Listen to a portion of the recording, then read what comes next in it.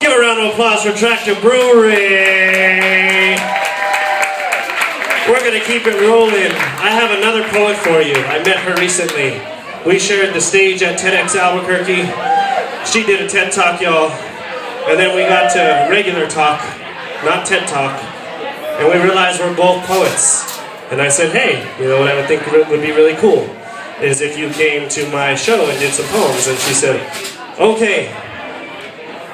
And now we're here.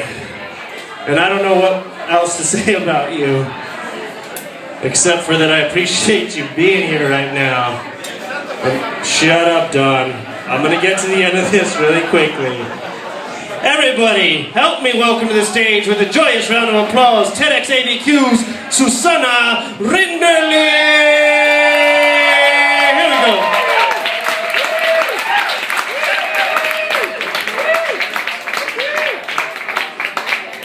How's everybody doing?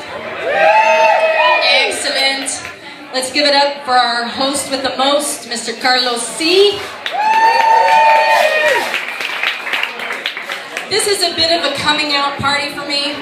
I've been a poet and a songwriter since I was about 9, so like 20 years. That's a joke. But even though I've lived in Albuquerque for 10 years, this is the first time I'm doing spoken word performing. So, thank you. Thank you all for being here.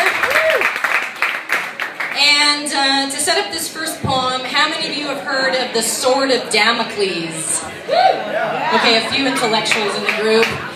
The rest of us have maybe been drinking a little too long. To refresh your memory of Greek legend, Damocles was a dude a long time ago in ancient Greece who flattered his king with how rich and how powerful and how fortunate he was. So the king said, cool, you want to check out my world for a day? I'll switch places with you. And Damocles really dug, being the king until he realized that what was over his head the entire time was a huge sword suspended only by one hair from a horse's tail. So he decided he didn't like being so fortunate, and he gave that up. But the Sword of Damocles is a metaphor for the fragility of power and the constant fear that people with power live in. So this is my a twist on that called Damocles Shoe.